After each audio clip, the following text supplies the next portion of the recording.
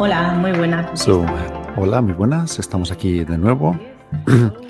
So So, um, we are here Cambio a inglés because y estamos aquí the para opening presentar conference la of the principal Congress conferencia de este is congreso a y pleasure es un placer para for us nosotros to estar Douglas Higley. aquí, tener a Douglas Douglas Higley. is here Douglas to speak nos about va a the hablar strategy sobre of the la Metropolitan estrategia Museum of digital Art in del New York. Museo Metropolitano He is de the Arte de Nueva director York. of the digital Es area, director del área digital, where he has worked donde with ha the innovation and trabajado connection with the con la audiences. conexión, So he has innovación a very strong con los públicos y tiene reference una gran referencia, supone una gran referencia para otros like the small museos, and medium como museums we los have in pequeños Remed, y and in this medianos que tenemos en conference Remedi en esta to conferencia. inspire what Y can él be es una done and inspiración what other sobre qué puede resources hacerse y qué otros could use. I mean, recursos he has podemos a background of acceder. Tiene psychology un where historial de he works very psicología, good with the connection with the donde ha audiences, trabajado so with the mucho con la human part of conexión the con los people that is públicos y at the la parte museum, humana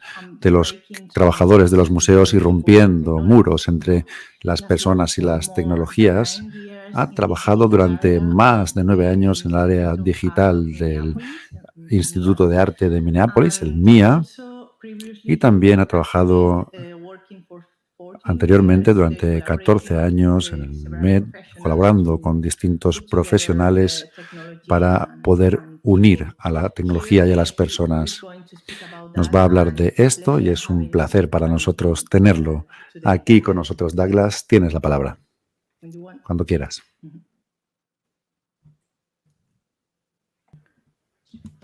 Bueno, pues muchas gracias. Yes. ¿Me oís bien? Sí. Yeah. Fantástico. Buenas tardes, buenos días, dependiendo de dónde estéis. Espero que hayáis disfrutado del inicio de la conferencia y que tengamos un poco de tiempo juntos. ¿Podéis compartir mis diapositivas, por favor? Fantástico. Como ha mencionado Ana, soy jefe del departamento del área digital del MED. Es un placer estar aquí. Llevo 2 años en mi posición actual, es decir, que me contrataron durante esta terrible pandemia y he trabajado en remoto durante varios meses. He tenido que supervisar la plantilla distribuida de más de 50 personas de mi museo. Como se ha mencionado, durante los 9 años que precedieron a mi actual trabajo en el MED, fui director digital del Instituto de Arte de Minneapolis, que es otro museo enciclopédico situado en el centro norte de los Estados Unidos. Fui el primer líder tecnológico de nivel ejecutivo en el museo y trabajé duro para permitir la transformación digital y la participación del público. El museo tiene casi 300 empleados y antes de la pandemia tenía una media de algo menos de 1 millón de visitantes al año. Y de nuevo, como ha dicho Ana, irónicamente, antes de Minneapolis trabajé también en el MET durante 14 años y ayudé al personal del museo a adoptar e implementar la tecnología y a empezar a pensar estratégicamente en cómo utilizar lo digital para llegar al público y atraerlo. Mi formación académica es en psicología y no en tecnología digital, así que os podéis preguntar qué tiene que ver la psicología con la transformación digital en los museos. Bueno, la práctica de la psicología se centra en 3 cosas: las personas, la verdad y el cambio. Se trabaja con las personas para ayudarlas a ver y abrazar la verdad con el fin de realizar cambios positivos en sus vidas. El liderazgo de la tecnología digital en instituciones de patrimonio cultural profundamente arraigadas requiere este tipo de perspectiva, y debo añadir que mi padre era profesor de arte y yo pasaba muchas vacaciones visitando museos, por lo que siempre he tenido una relación de amor con el patrimonio cultural y el gran arte. La verdad, con la que tiene que lidiar nuestro sector, es que la transformación digital es real, está aquí, y si tratas de ignorarla, se convierte en el elefante en la habitación. Y los psicólogos son muy buenos señalando el elefante en la habitación. Pero también he mencionado las personas. Y si hay una conexión central que une lo que he hecho en mi carrera, en toda mi carrera, es la gente. Soy un defensor incansable de las personas en toda su maravillosa variedad y potencial. Y cuando digo que el ritmo rápido, no me refiero solo a la tecnología. También soy consciente de que puedo emocionarme mucho y hablar muy rápido. Y siento que tengo mucho terreno que cubrir hoy, así que vamos a empezar. Empecemos con una perspectiva general sobre la tecnología digital y los públicos, las audiencias. El crecimiento rápido de la tecnología informática en las últimas 2 décadas ha sido nada menos que asombroso. Compré mi primer ordenador de sobremesa en 1984. En comparación, ahora, pues yo, por ejemplo, tengo un reloj de pulsera que tiene mucha más potencia informática. El impacto de esta expansión tecnológica incluye la expectativa de las personas de tener una conectividad constante a Internet, de disponer de información a la carta y de depender de la tecnología digital para conectarse con otras personas. En un mundo así, las interfaces y experiencias no digitales pueden perder importancia, lo cual puede resultar un poco aterrador para nosotros en el sector museístico. Los públicos de hoy en día, según una investigación, se sienten estresados, pero son más activos, son más abiertos, tienen mentalidades más abiertas y están menos atados a la tradición. Además, estas audiencias se ven atraídas por la conveniencia, por la diversión, por el entretenimiento, buscan nuevas perspectivas y quieren participar en cosas que incluyan a la familia, a los amigos, son muy sociables e incluso más allá de esto, buscan experiencias que reafirmen o destaquen su identidad o su sentido de comunidad. Y las audiencias del futuro cercano necesitan una ampliación de la definición de cultura, es decir, no ven solamente que la cultura se trate de museos, ven mucho más allá. Las redes sociales suponen una prevalencia, una primacía para ellos. Les interesa el estar más activos con la informática, tener actividades móviles, contenidos móviles, y también vemos que la lealtad se ha redefinido con cosas como las suscripciones, las membresías. Estas cosas parece que están desapareciendo. Y tienen un espíritu de acción, es decir, hay que mirar menos y hacer más. Esto es lo que buscan. No simplemente absorber información de forma pasiva, sino participar activamente en las actividades culturales. En este contexto, debemos preguntarnos por el objetivo central de lo digital para el patrimonio cultural. ¿Por qué digital? Creo que hay una oportunidad enorme porque lo digital puede dar resultados importantes en 3 áreas clave que están interrelacionadas: el alcance, el compromiso y el impacto. El alcance es el número de personas que experimentan los contenidos digitales. Medimos el alcance con métricas como el total de visitas únicas o el total de páginas vistas, y el objetivo es aumentar el alcance con el tiempo. Pero el alcance no es el objetivo más importante. Sería un objetivo importante para las agencias de marketing, pero nosotros somos organizaciones de patrimonio cultural. Es importante, pero no es lo más importante. Hablemos, pues, del compromiso. El compromiso se trata de mirar, analizar la eficacia del contenido digital. Medimos el compromiso con cosas como páginas vistas por sesión, duración de la sesión, repetición de los visitantes. El objetivo es aumentar el compromiso a a lo largo del tiempo con un contenido rico y con interacción, eh, porque esto significa que prestan atención, que conectamos con las audiencias. Como decía, el objetivo es aumentar el compromiso a lo largo del tiempo mediante contenido rico e interacción. Pero de nuevo, el compromiso no es el objetivo final, completo. Es parte del objetivo, pero no todo. Después viene el impacto.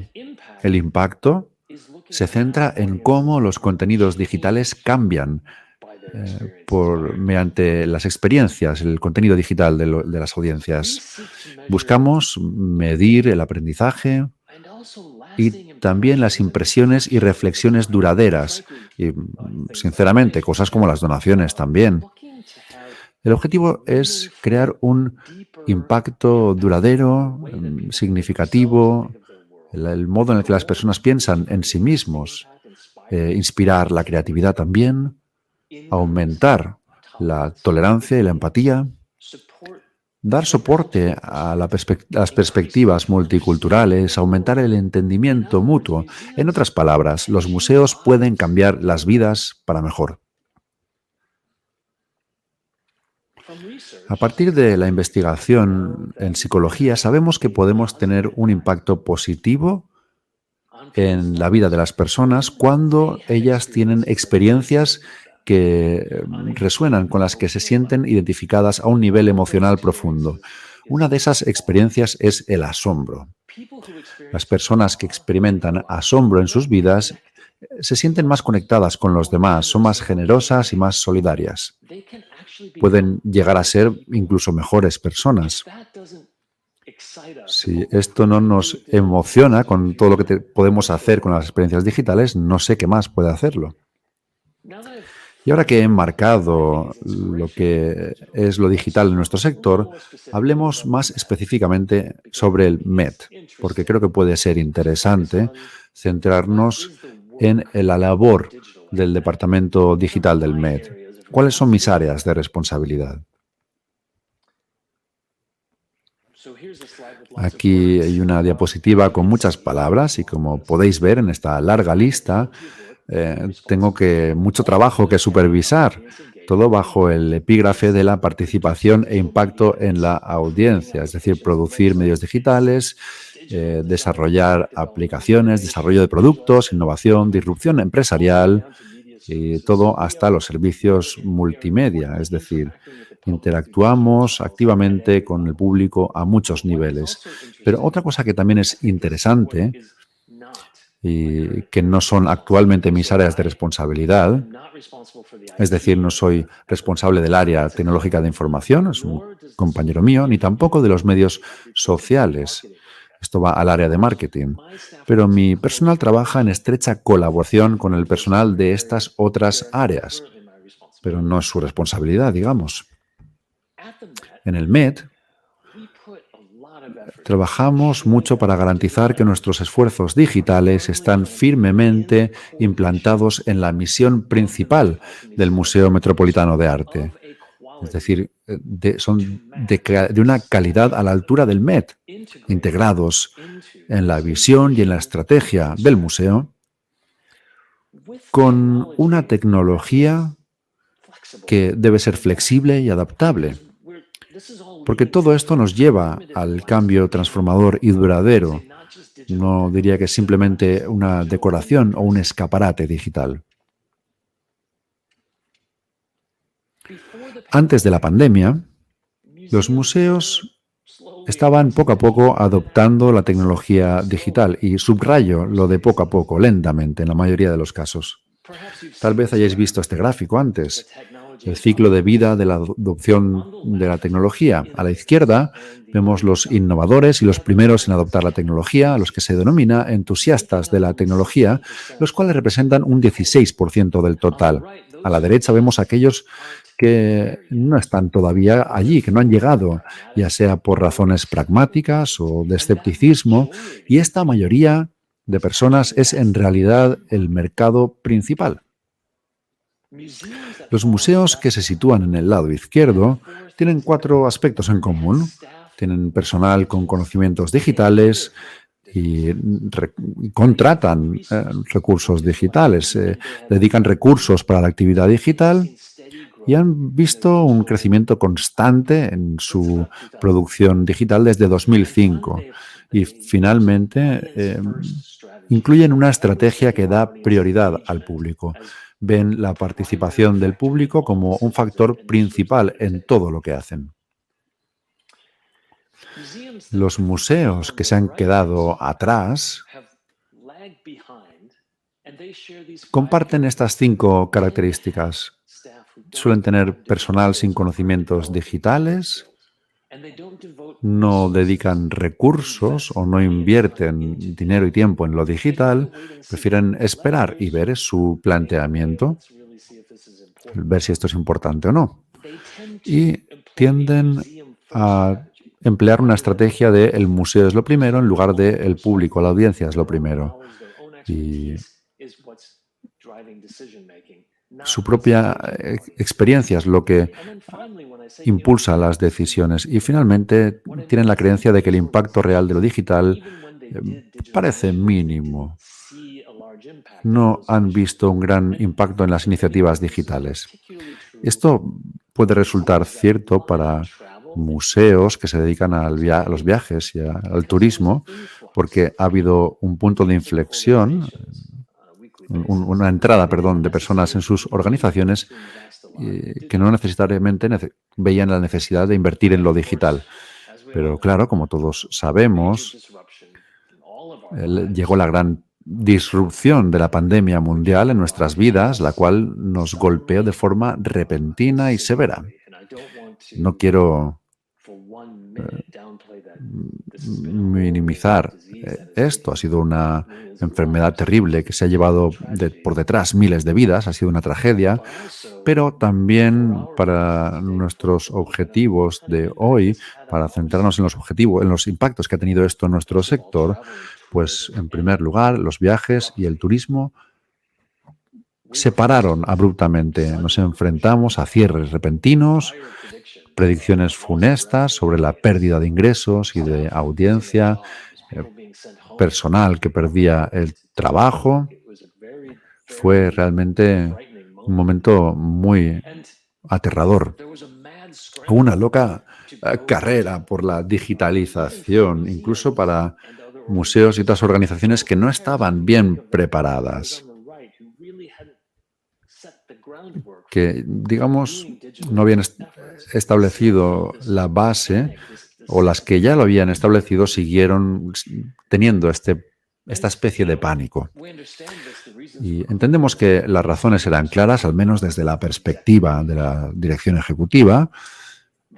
Vemos que se sintieron forzados, preocupados por el futuro, que no tenían opción, y hicieron ciertas suposiciones sobre el personal que trabajaba en el ámbito digital. Estaban bien equipados para trabajar en casa de forma instantánea y, como podéis imaginar, este impulso inicial hacia la actividad digital fue bastante exitoso al principio para muchos de nosotros. Vimos tráfico en las páginas web que aumentaron de forma vertiginosa, pero no se mantuvo, no pudo mantenerse, no duró. Nuestras audiencias se vieron rápidamente desbordadas y agotadas por la cantidad de contenido digital que estaba disponible, y no solo eso, sino que se embutía, digamos, en todos los canales digitales. Por no mencionar que nuestro personal asignado al trabajo digital también estaba exhausto. Tenían que dedicar muchas horas a producir contenido digital en sus ordenadores. Y la lección que tenemos que aprender de todo esto es que más no es siempre mejor. Se pueden crear tanto contenido en lo digital que perdemos la señal, perdemos lo importante en lo que tenemos que centrarnos. Ahora, lo que es más importante para nosotros es la calidad del contenido. Hemos aprendido que hay ciertos tipos específicos de contenido que han funcionado especialmente bien. En particular para nosotros en el MED, funcionó muy bien durante la pandemia de la COVID. Es lo que llamamos el contenido evergreen, siempre fresco. Hemos creado contenido que tiene un valor constante, que digamos que se mantiene vivo durante mucho tiempo. Contenido con historias relacionadas con las personas, vídeos de formato corto, de unos 5 minutos, podría ser entre 3 y 10 minutos, pero estos vídeos de formato corto realmente ha funcionado muy bien para nosotros. Contenido para niños, familias, muchas organizaciones han visto que esto funcionaba y nuestro objetivo, las páginas web individuales en las que las personas llegaban desde los distintos motores de búsqueda y nos ha hecho pensar en qué hacer con estas páginas que entraban más profundamente en nuestras páginas web, pero veíamos que eran los primeros lugares a los que llegaban las personas que buscaban en los motores de búsqueda. Y, bueno, perdón, ¿cómo se conjuga todo esto en una estrategia digital?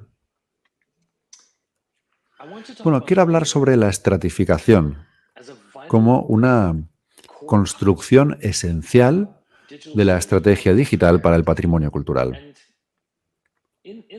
Y a este respecto, voy a utilizar una analogía.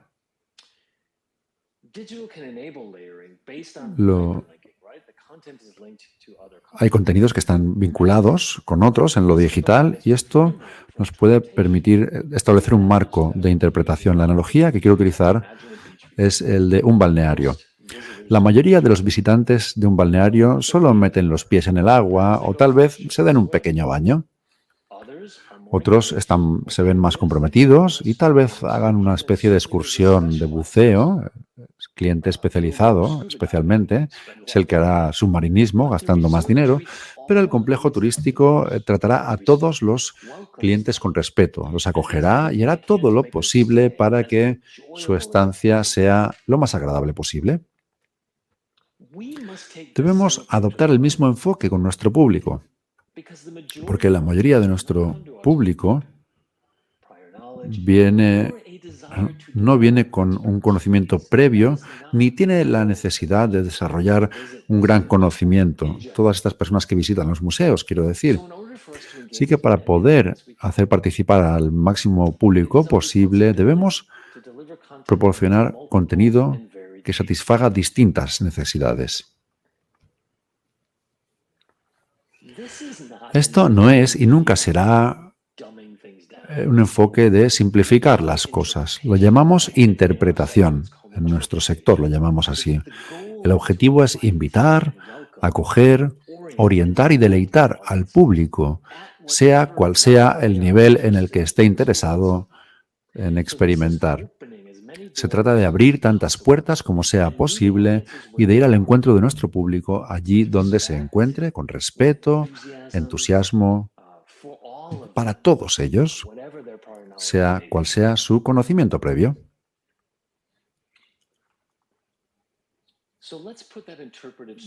Vamos a poner esta estrategia digital en el contexto de la estrategia digital. Vivimos en un mundo transformado por una tecnología digital cada vez más ubicua.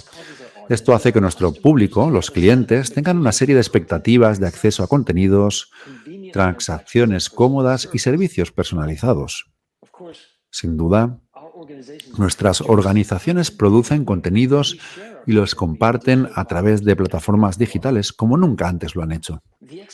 Las expectativas siguen siendo válidas incluso en los espacios físicos tan especiales que ofrecen nuestros museos, en presencia de cosas reales, impregnadas de historia, de creatividad, de rareza, cosas que son al mismo tiempo valiosas y significativas. Por ello, la estrategia digital debe tener en cuenta todos estos aspectos. Las ventajas de una estrategia digital son muchas y entre ellas están el destacar el poder transformador de lo digital, el proporcionar claridad y transparencia, alinear los esfuerzos digitales y permitir el éxito a largo plazo de los esfuerzos digitales. Y también reconoce que lo digital como una especialidad. Lo digital sigue siendo una disciplina joven. La estrategia digital puede ser una herramienta didáctica para la organización, decisiones sobre los marcos, ayuda para gestionar las expectativas, pero hay que entender que hay situaciones en las que una estrategia digital puede ser contraproducente.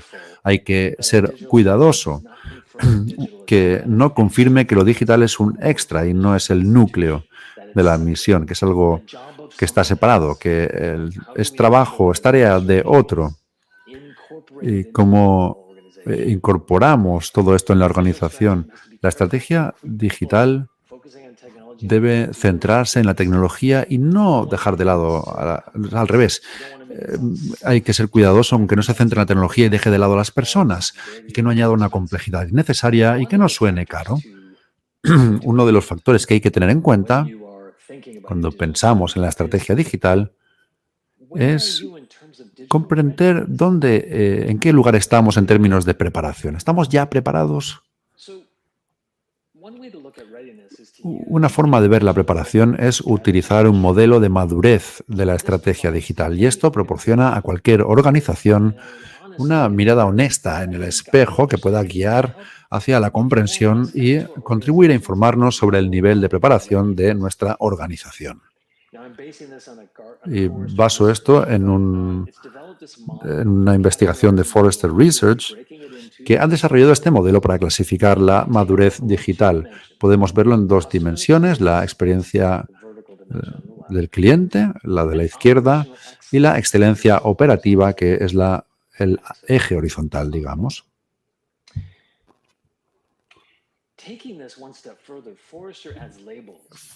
Forrester también tiene etiquetas para ilustrar cada cuadrante. Algunas organizaciones se han apresurado a abordar el enfoque en el usuario, pero se han quedado atrás en las mejores prácticas y sostenibilidad de la tecnología. Estas organizaciones se etiquetan como dinosaurio digital, lo cual tal vez no sea justo porque, bueno, algunas organizaciones simplemente se han visto frenadas por ciertas limitaciones reales o por un liderazgo que no ha sido capaz de tomar buenas decisiones a la hora de avanzar. Recordar la curva de adopción de antes. Si veis reflejada vuestra organización en esto, tenéis que poneros al día y hacer que la estrategia digital se centre en los elementos básicos. Si se trata de una organización con una fuerte tecnología informática, pero con una falta de enfoque en el usuario, entonces habrá que dirigir el enfoque hacia esa dirección. Si estás en el área verde, bueno, pues en la vanguardia, pues os felicito y os pido que os pongáis en contacto conmigo porque quiero aprender de vosotros. Pero el trabajo digital será un poco distinto en función de vuestra preparación. Si estáis por detrás de la curva, tenéis que empezar. Si ya estáis centrados en los usuarios, pues hay que pensar en la tecnología. Si la tecnología está muy desarrollada, hay que centraros en el público. Y bueno, pues digamos que es el camino. Si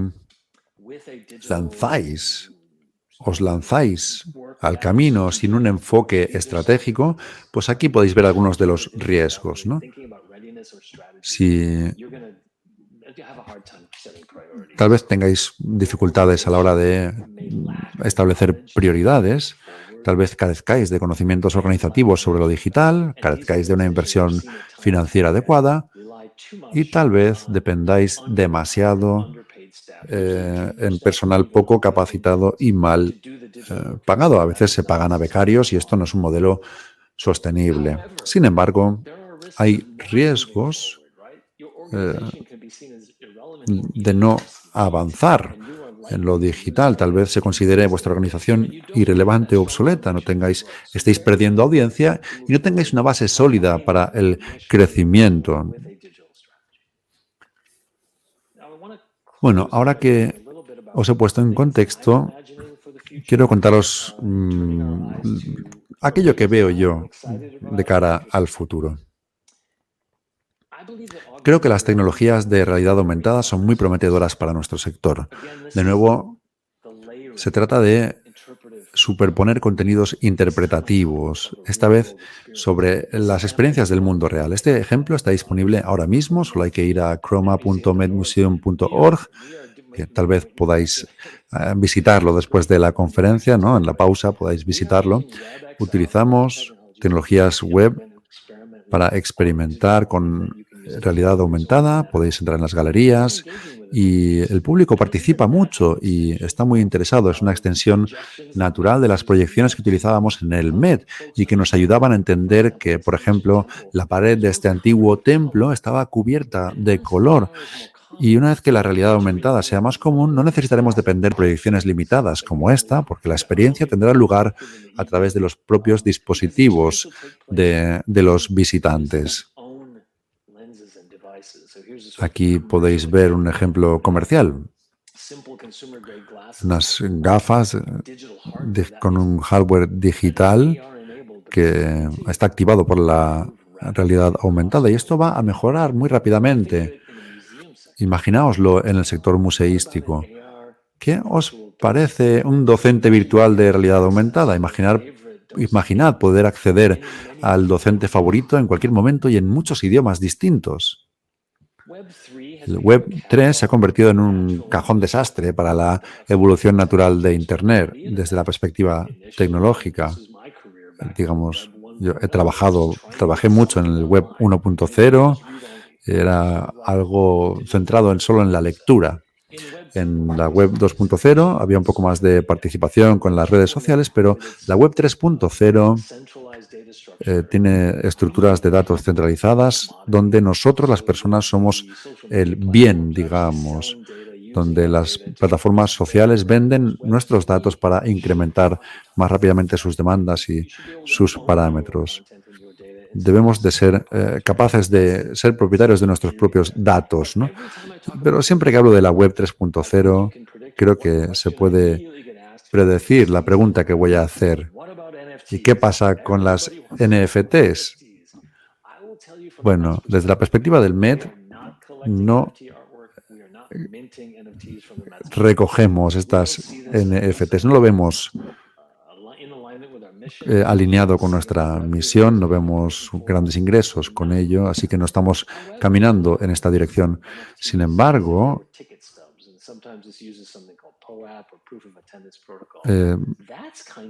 hay otras cosas que sí que pueden resultar interesantes, como estas NFTs de utilidad, recaudación de fondos, construcción de comunidad. Es decir, imaginad, por ejemplo, crear blockchain, tokens de blockchain para comunicar que habéis visitado un museo, para hacer conexión comunitaria, comunicarnos entre nosotros y con los museos. Creemos que hay cierto futuro en la recaudación de fondos mediante estos tokens, ¿no? Los NFTs, ¿no? Es decir, las personas pueden participar comprando un activo digital y formar parte de la comunidad. Pero aún así, los NFTs, bueno, a mí me han contactado cientos de veces, meses tras meses, muchas empresas y me dicen, oye, ¿quieres comprar un reloj? ¿No? Es esta parte... sí, parece que suene lo de los NFTs, algo así como, ¿quieres comprar este reloj? Pero bueno, realmente no tiene buena pinta. Hay que pensar en la volatilidad del mercado, en la misión de nuestro museo, en la reputación. Yo sé que los ingresos netos no tienen nada que ver con los ingresos brutos que se anunciaban que se ha anunciado en la prensa. Y luego hay que pensar también en el impacto ecológico.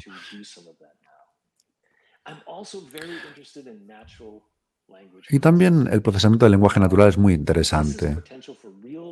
Tiene un gran potencial para la traducción a tiempo real mediante el aprendizaje automático y el procesamiento del lenguaje natural. Y esto puede impactar mucho en el sector museístico. porque nunca habrá suficientes recursos para traducir todos nuestros contenidos en todos los idiomas de las personas que quieren interactuar con nosotros. Podríamos trabajar manualmente en esto durante años y años y años y, bueno, pues creo que hay un buen futuro en la automatización de esto. Tampoco podemos olvidar el metaverso, Second Life, que es uno de los primeros, el Fortnite, World of Craft. Todo esto son versiones de experiencias del metaverso que, bueno, pues pueden tener su aplicación en los museos, mundos virtuales persistentes, avatares, interacciones en tiempo real, que no se rige por leyes físicas, ¿no? A mi sobrina de 14 años le parece muy emocionante todo esto, este tipo de gamificación, de ludificación. La experiencia del metaverso será parte de todas nuestras experiencias en un futuro cercano. Pero dicho esto, y más importante aún, quiero destacar que los museos tienen el potencial de ser catedrales del asombro y proporcionar momentos asombrosos donde pensemos, wow, esto es increíble. Mi responsabilidad es ofrecer todo esto, estas experiencias a través de los medios digitales. Muchas gracias. Creo que tenemos algo de tiempo por si hay alguna pregunta.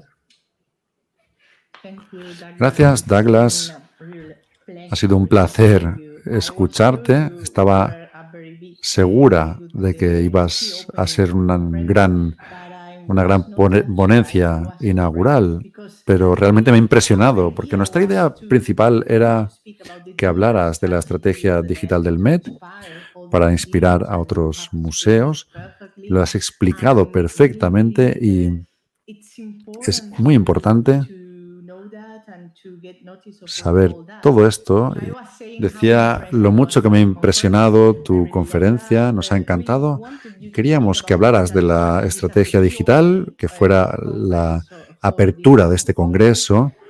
Y realmente me ha impresionado cómo has explicado todo esto tan bien, las diferentes capas, los diferentes escenarios y las dificultades a las que nos enfrentamos los museos. No solo ha sido durante la pandemia, sino también después de la pandemia. Y ahora podemos ver los problemas que tenemos.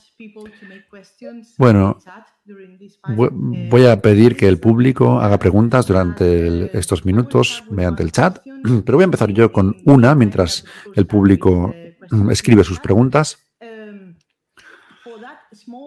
Para los museos medianos y pequeños que tenemos en nuestra red, el 80% de nuestros miembros, sin duda pueden encontrar ejemplos inspiradores en nuestra red, pero ¿puedes explicarnos, por favor, si en tu opinión funciona así y cómo, en qué medida los museos grandes pueden inspirar a los medianos y pequeños, o crees que no es así? Es una pregunta interesante. Me suelen hacer esta pregunta. La cifra que tenemos en el MED es enorme. Tenemos como 60 personas que trabajan en nuestro equipo. Pero, ¿qué puede ser inspirador? Yo no emularía lo que está haciendo un museo con buenos fondos, sino que hay pequeñas partes, pequeñas piezas que podemos adoptar. Es decir, por ejemplo, ver qué contenido les está funcionando, un pequeño trozo del contenido. Por ejemplo, para nosotros, el contenido para niños y familias hace que participe el público y no ha caído en intensidad como otro contenido. Hay que centrarnos, por ejemplo, hay que pensar si nos podemos centrar en contenido para familias y niños. Esto realmente nos hace diferenciarnos y tenemos que dedicar más recursos a ello. Luego, al trabajar con organizaciones pequeñas, siempre digo que hay un mundo muy amplio de plataformas de redes sociales, páginas web, vídeos, etcétera. Hay demasiado cuando eres una organización pequeña. Hay que centrarse, elegir una y hacerlo bien. Ahora mismo lo que estamos viendo es que Instagram actualmente es realmente la plataforma que más público atrae cuando no tienes muchos recursos ni mucho tiempo. Se pueden crear posts de Instagram divertidos, rápidos. No hace falta hacerlo todos los días, en todas las horas. Simplemente un par de veces a la semana compartir algo y nos hemos dado cuenta de que en Instagram,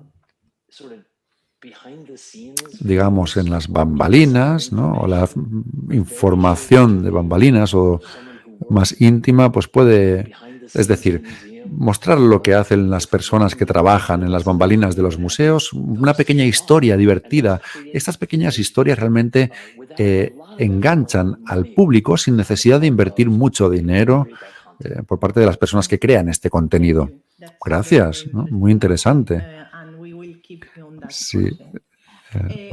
Nos centraremos en este concepto también. Tenemos una pregunta de David Nograles que pregunta, cuando has mencionado la estrategia digital, pienso en la producción de contenido sobre el museo, en Internet y en las redes sociales. Has mostrado un par de ejemplos sobre cómo lanzar contenido digital, como las proyecciones en el museo. Entonces, se pregunta si nos puedes dar un poco de información sobre cómo ha sido, en este caso, la reacción del público. Bueno, hablando en general, cuando eres capaz de hacer algo que el público puede hacer con su teléfono, esto realmente impresiona mucho a los visitantes. Estas cosas como los colores en los muros ancestrales hace que las personas se paren y participen y lo miren. Y esta es la clave. No necesariamente tienen que ser proyecciones. Lo mismo ha ocurrido, por ejemplo, con el sonido. Tal vez una música ambiental. Las personas pasean por un ambiente y la música realmente cambia ese ambiente. Prestan atención a lo que ocurre. Me suele impresionar en los museos cuando tienen instrumentos musicales como tambores y no hay sonido en la sala. Es decir, si alguno de los objetos que hay en los museos es para hacer sonido, realmente la experiencia de proyectar sonido no es cara y puede cambiar la experiencia. Queremos que los visitantes traigan sus dispositivos, utilizamos códigos QR para compartir información. Todo esto no es difícil de hacer, asumiendo que tenéis un buen wifi, ¿no? O conexión para los teléfonos móviles, pero cuando instalamos en las galerías equipos para hacer participar a los visitantes en una experiencia, es importante hacer que las personas se paren durante un minuto, miren alrededor y se pregunten por qué aquella experiencia es distinta, es diferente. La última pregunta, Ana Tirado, dice, ¿cuál es la tecnología digital más popular en el Met? Bueno, depende en dónde ubicamos a las personas. Por ejemplo, ahora experimentamos con la página web del Met y con la producción geográfica. Por ejemplo, las personas que entran en nuestra página web, si saben dónde está el museo, planifican su visita, quieren saber cuándo está abierto el museo, cómo comprar tickets, pero si viven en ultramar, no suelen planear las visitas, es decir, abren distintas páginas web en función de dónde vienen y hemos visto mayores participaciones en función de la distribución geográfica. Hay que pensar en la motivación de los que entran en la página web. ¿Qué es lo que buscan? Cuando abren la página web, ¿les podemos proporcionar aquello que están buscando? Esa es la estrategia que se centra en el público. Creo que las páginas web son muy importantes. Hay cierta avidez hacia la realidad aumentada, pero los dispositivos para el consumidor aún no son demasiado caros todavía, no son muy accesibles. Necesitamos algo como esto, como unas gafas que te pongas encima y conectar al teléfono. Y estamos muy cerca de llegar a este punto. Se está trabajando ya en esto. Lo que yo trato de hacer con mi equipo es preparar contenido para cuando el hardware llegue a este punto, pues estemos preparados para ello. Bueno, muchas gracias, Douglas. Hemos agotado el tiempo.